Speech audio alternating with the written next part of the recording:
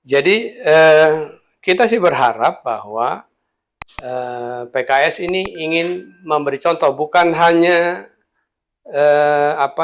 bagi internal PKS atau mungkin juga bagi teman-teman parpol yang lain begitu ya.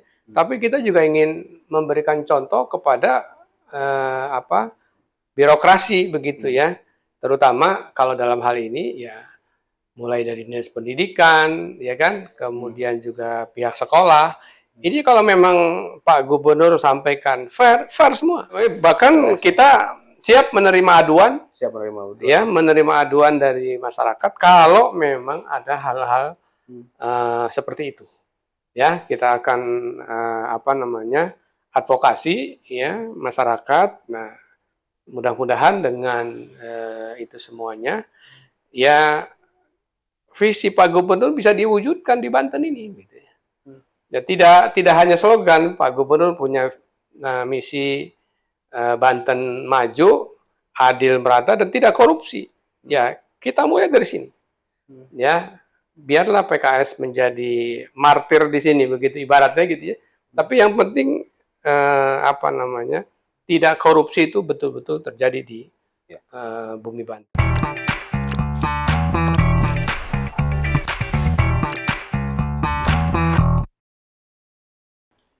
Assalamualaikum warahmatullahi wabarakatuh, sahabat Banten Podcast.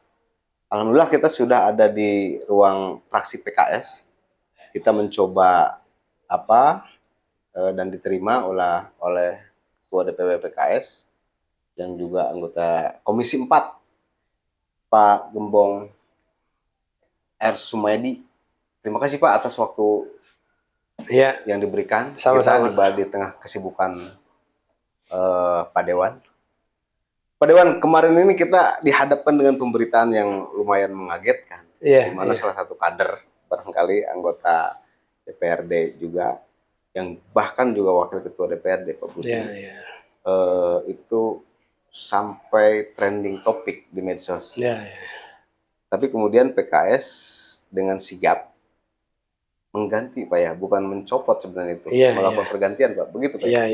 Ya, boleh menafsirkan macam-macam lah. Ya, artinya ya menggeser posisi beliau dari pimpinan DPRD menjadi anggota DPRD. Bisa mencopot, bisa mengganti, gitu kan? Terserah tafsirnya saja. Gitu. Tapi lebih pasnya mengganti, gitu, digantikan. Digantikan. Dari posisi wakil ketua. Yang saya kaget itu copot jabatan. Wah, kata saya ini PAW dong. Ternyata hanya digantikan saja posisi ketua. Tapi memang itu juga mendapat respon baik Pak. Artinya ada sebuah keputusan tidak gamang. Ketika Pak Budi dituduh menitip siswa ke salah satu sekolah. Tapi memang itu ada Pak ya? Ada, kan suratnya ada notulen. Ya, meskipun bahasanya sederhana kan, mohon ditindaklanjuti gitu kan. Ya, cuma meskipun sederhana begitu kan, di situ ada tanda tangan beliau kan, ada stempel DPRD. Nah, itu mungkin yang agak memberatkan ya. Ya biasanya kan, ya kalau mau nitip-nitip begitu kan, ya kalau bahasa teman-teman di Dewan, ya nggak usah pakai memo-memo begitulah gitu ya. Karena memang kita nih posisi anggota Dewan, posisi yang serba salah ya. Kita jadi anggota Dewan ini kan juga dipilih oleh masyarakat. Nah, ketika masyarakat yang memilih kita, mereka punya keinginan, punya kepentingan begitu ya. Masa iya sih nggak dibantu gitu kan? Apalagi infonya anak yang gitu. Memang kurang mampu dan harus dibantu. Betul, ya kan? Ya kan, saya memanggil Pak Budi kan, saya tanya yang bersangkutan, dalam proses ini ada nggak permintaan-permintaan yang diinginkan Pak Budi? Nggak ada, murni. Dan saya juga tahu lah track record Pak Budi selama ini juga belum. Selama 4 periode baru ini beliau ibaratnya kalau jalan di pematang sawah jatuh gitu ke kepleset gitu ya, seperti itu. Tapi ya sudahlah, karena partai melihat ini kan juga kalau ditarik ya terkait juga masalah etika juga gitu ya. Memang apalagi Pak Gubernur sudah menyampaikan jauh-jauh hari bahwa dalam proses SPMB ini tidak boleh ada pihak manapun melakukan cawe-cawe mengganggu proses seleksi penerimaan murid baru ini gitu ya.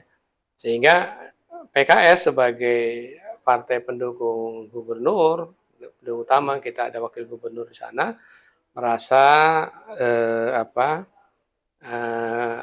berkewajiban untuk menyukseskan programnya Pak Gubernur, program sekolah gratis. Nah, kita tidak ingin dengan kasus ini memberikan presiden buruk terhadap hubungan Pak Gubernur dengan PKS begitu ya. Makanya kita mengambil langkah keputusan untuk mengganti ya Pak Budi dengan Pak Imron Rosadi. Mudah-mudahan dengan pergantian ini juga memberikan kepastian di masyarakat, sekaligus juga bagi kami di PKS, istilahnya kita tidak ingin ada anggota dewan ataupun pejabat publik yang bermain-main dengan masalah etika ini. Ya, jadi ketika ada yang bermain-main, ya ketika partai memutuskan untuk mencopot, mengganti, ya itu konsekuensinya. Dan ya dalam pembicaraan yang dilakukan antara saya dan Pak Budi, ya Pak Budi pun juga menyampaikan beliau teledor dan beliau meminta maaf. Ya, legowo ya. Sudah legowo dan bahkan beliau sampaikan saya siap menerima apapun konsekuensi dari partai. Ya, beliau bahasanya begitu, ya legowo begitu, dan ini juga kan memudahkan kami di struktur untuk mengambil keputusan untuk itu. Tapi bukan karena intervensi dari luar kan Pak? Tidak. Ini murni memang keputusan partai ya untuk mengganti yang bersangkutan. Ya kita berharap dengan pergantian ini bisa memberikan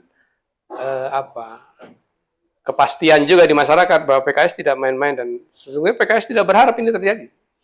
Cuma karena memang sudah terjadi, ya meskipun ya ini sebuah keteledoran, tetap saja di mata masyarakat, masa di publik begitu ya. Hal ini memang ya bisa mencemarkan nama partai. Kita tidak ingin sampai ke sana, makanya kita putuskan untuk mengganti Pak Budi.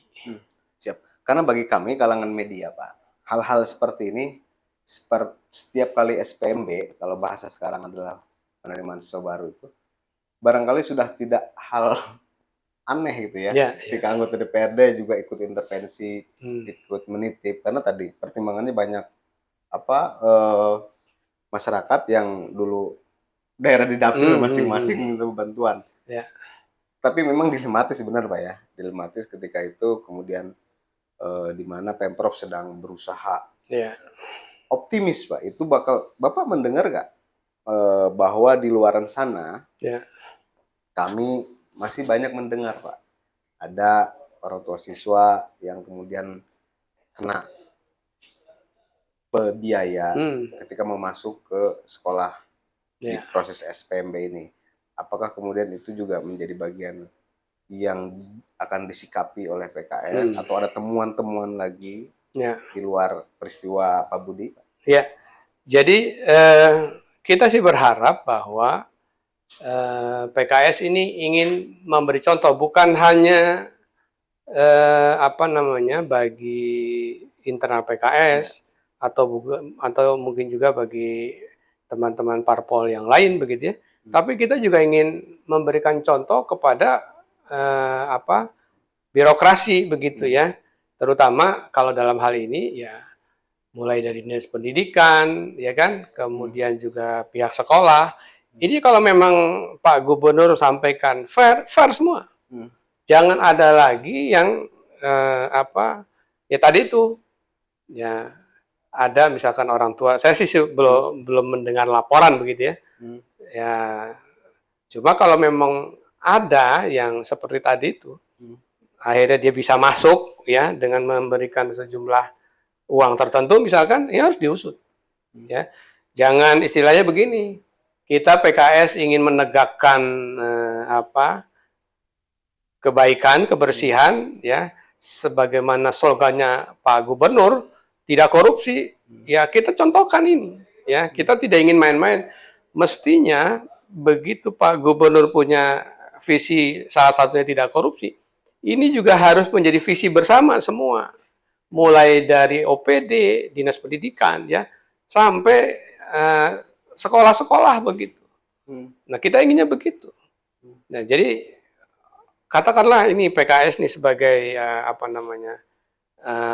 pintu masuk lah, pintu, artinya apa yang dilakukan PKS ini juga harusnya diikuti dong dengan yang lain, gitu kan? Jadi dinas-dinas, sekolah-sekolah jangan coba-coba nih melakukan pungutan apapun itunya, gitu ya. Nah itu kita berharap lah apa yang terjadi di PKS, kita mengganti pimpinan Dewan kita Pak Budi ya dengan Pak Imron, ini juga bisa memberikan ataupun menjadi peringatan kepada yang lain. Ya, PKS sudah berani begini, ya tinggal bagaimana dengan OPD-nya, bagaimana dengan pihak sekolahnya. Ya. Nah, mudah-mudahan kalau memang nanti ada temuan-temuan di masyarakat dan masyarakat menemukan itu dan ada buktinya, silakan diusut. Dan artinya boleh melapor juga ke... Iya, boleh. Bahkan kita siap menerima aduan. Siap menerima aduan. Ya, menerima aduan dari masyarakat kalau memang ada hal-hal seperti itu. Ya, kita akan advokasi ya masyarakat. Nah, mudah-mudahan dengan itu semuanya ya visi Pak Gubernur bisa diwujudkan di Banten ini gitu ya. Ya, tidak hanya slogan, Pak Gubernur punya misi Banten maju, adil, merata, dan tidak korupsi. Ya, kita mulai dari sini. Ya, biarlah PKS menjadi martir di sini, begitu ibaratnya gitu ya.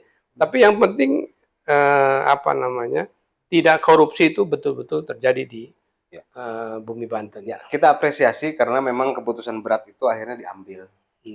Kita tadinya apa nih yang akan terjadi, tapi ternyata keputusan telak menggantikan posisi wakil ketua DPRD langsung, itu mudah-mudahan diikutin bahwa ini tidak hanya sebatas ajang pergantian seolah-olah tidak penting, Pak ya. Tapi ternyata banyak hikmah di balik peristiwa ini. Komisi 4 juga karena Pak Gembong juga di Komisi 4, saya ingin juga mendapatkan gambaran bagaimana program ke depan terkait infrastruktur, perbaikan pembangunan, dengan munculnya juga program Bang Andra, bangun jalan desa sejahtera. Gitu. Sejauh mana monitoring yang sudah dilakukan oleh Komisi 4 untuk pelaksanaan program Bang Andra, Pak? Jadi memang program Bang Andra ini kan sebetulnya sudah masuk di dalam kampanye beliau. Jadi dalam kampanye beberapa kali beliau menyampaikan bahwa ada program Bang Andra ya, bangun jalan desa sejahtera. Kenapa Pak Gubernur ataupun Pak Andra pada waktu kampanye mengambil segmentasi ini? Karena hasil telaahan kita, hasil pengawasan kita ternyata memang masih banyak jalan-jalan di Provinsi Banten, ya terutama di wilayah selatan, ya, Lebak, Pandeglang, kemudian Kabupaten Serang, Kabupaten Tangerang, itu masih banyak jalan-jalan poros ya yang memang perlu penguatan. Selama ini ketika kita evaluasi, ini memang karena keterbatasan ataupun kemampuan fiskal yang ada di kabupaten kota. Sehingga memang dengan demikian provinsi juga harus membantu, harus mensupport. Tapi kita berharap bahwa program ini jangan semata-mata diserahkan ke provinsi. Kita berharap kabupaten terkait pun juga bisa ikut program ini. Meskipun namanya mungkin bukan Bang Andra begitu ya. Tapi mereka ada tuh rencana-rencananya. Jadi mereka punya rencana, kita punya rencana, nanti dipajukan. Supaya apa? Supaya jangan begini, misalkan provinsi bangun, kabupaten nggak kebangun, bangunnya sebelah sana, jadi nggak nyambung. Nah, kita ingin ya, jalan yang dibangun oleh provinsi nyambung juga dengan apa yang dilakukan oleh kabupaten. Makanya nanti dalam penentuan rencana RKPD tadi itu, nanti kan ada program fasilitasi. Nah, kita berharap program-program yang menjadi rencananya provinsi ini juga kita sepadankan dengan rencana kerjanya kabupaten, sehingga nyambung tuh jalannya. Nah, itulah yang diharapkan oleh Pak Gubernur dengan program Bang Andra ini, gitu ya. Dan kita dari DPRD Banten nggak keberatan juga nama Bang nggak Andra, keberatan, Pak, kita nama program Bang Andra ya. Nggak ada masalah. Itu kan ya sama aja kayak program Jamsos Ratu waktu zaman Bu Atut, kan jalan kan. Kita mah nggak melihat namanya, tapi yang penting programnya ini bisa dirasakan di masyarakat, itu yang lebih penting. Ya. Nah Pak, kemudian ini agak perlu 100 hari kerja kalau orang pengamat menilai kebijakan 100 hari kerja Gubernur Banten. Kita muncul sekarang bagaimana kemarin rekrutmen, terus ada rekrutmen RSUD Labuan, kemudian juga ada pemutihan pajak, ada Bang Andra yang sudah launching, ada beberapa lagi sekolah gratis dan sebagainya. Optimis nggak Pak bahwa program-program ini ke depan akan membawa sebuah langkah-langkah kebaikan, mengingat PKS juga harus bertanggung jawab barangkali sebagai pengusung, pendukung utama PKS, pendukung utama terhadap pencalonan itu.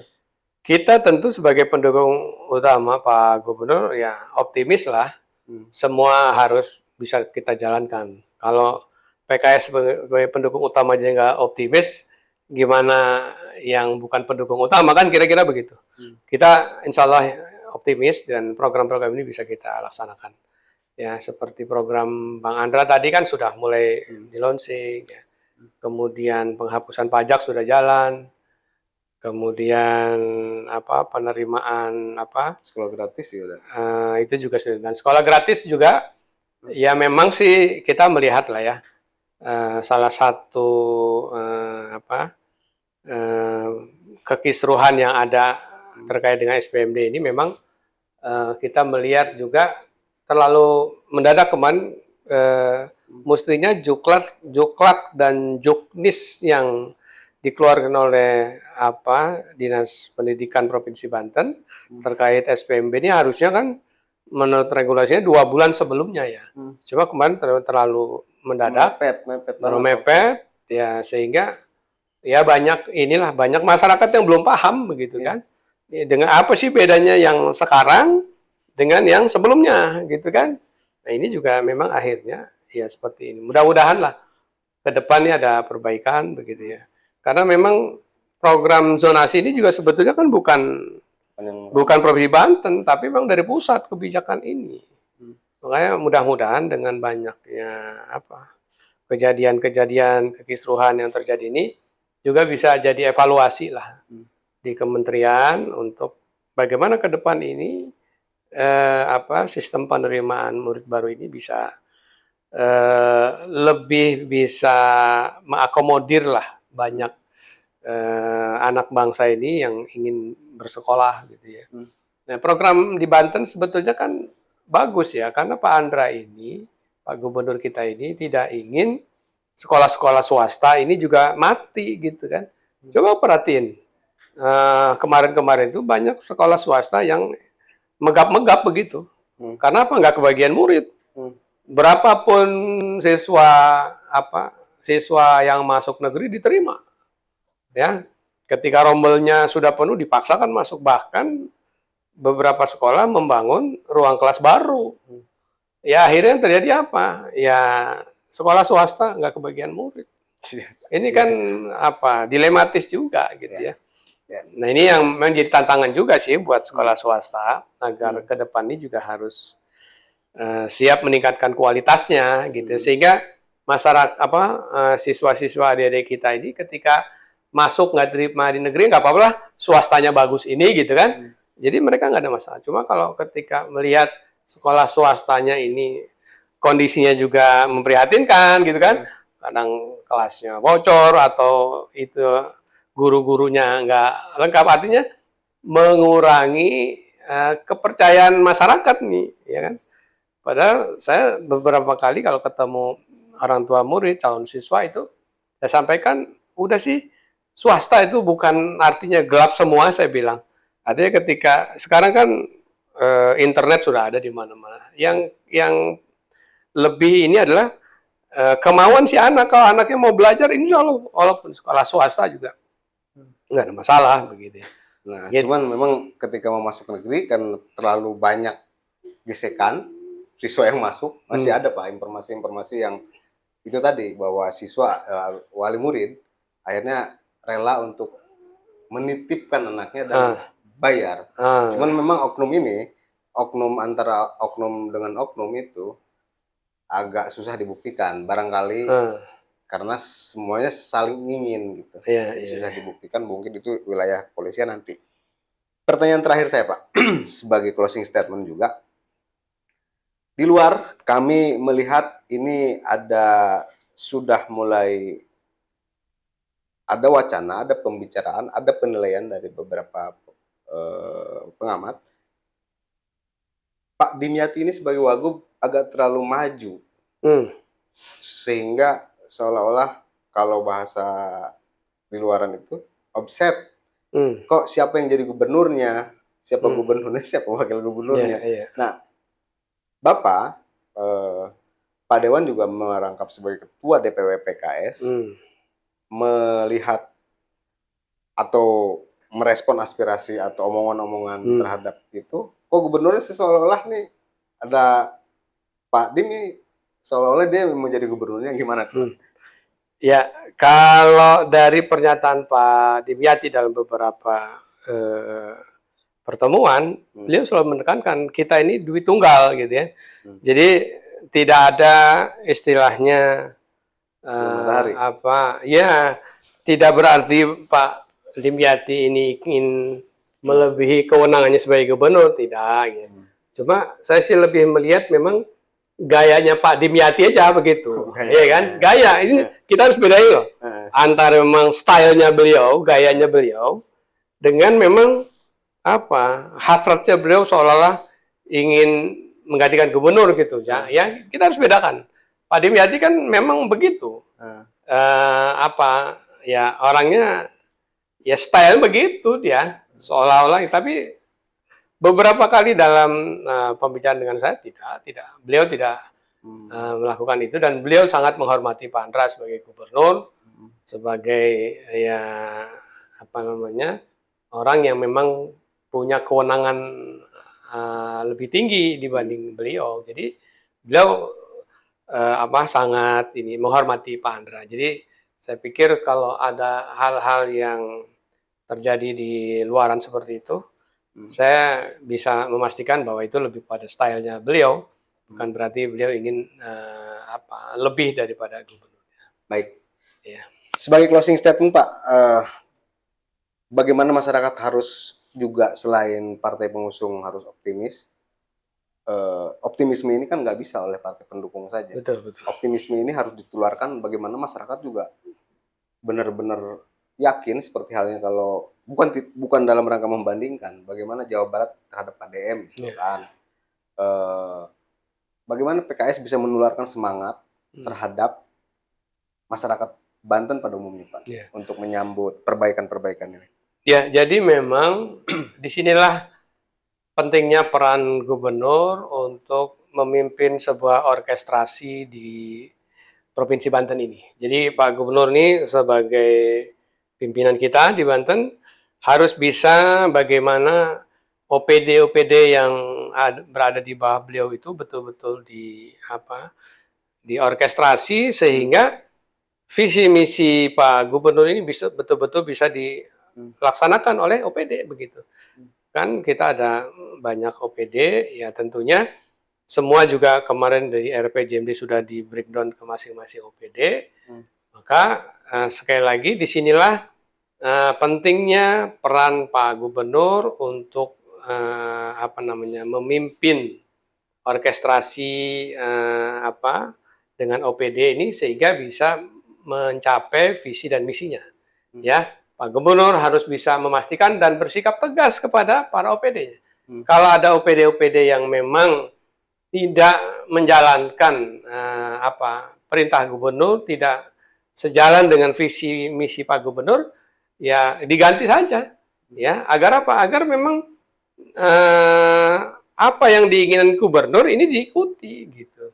Jangan sampai Pak Gubernurnya ingin ke sana, ya, sementara OPD tidak mendukung, nggak akan tercapai. Iya. Contoh kasus misalkan Sekda, Pak, yang terlalu berlama-lama menurut saya. Betul. Ya. Keputusannya. Kalau untuk Sekda, saya pikir untuk mungkin dalam hitungan hari lah. Ya, kita tunggu saja nanti kan. Bukan berarti itu terlalu melambat-lambat gitu. Oh enggak. Oke. Jadi ya saya juga beberapa kali menyampaikan bahwa itu kewenangan Pak Gubernur, ya kan, untuk memilih siapa nih sekdanya. Saya sepakat bahwa yang harus jadi sekda adalah mereka atau dia yang punya chemistry sama dengan gubernur, sehingga istilahnya gubernur coba gitu aja, dia udah paham apa yang diinginkan Pak Gubernur gitu kan. Iya. Jangan sampai harus detail jelasin gitu kan. Gitu.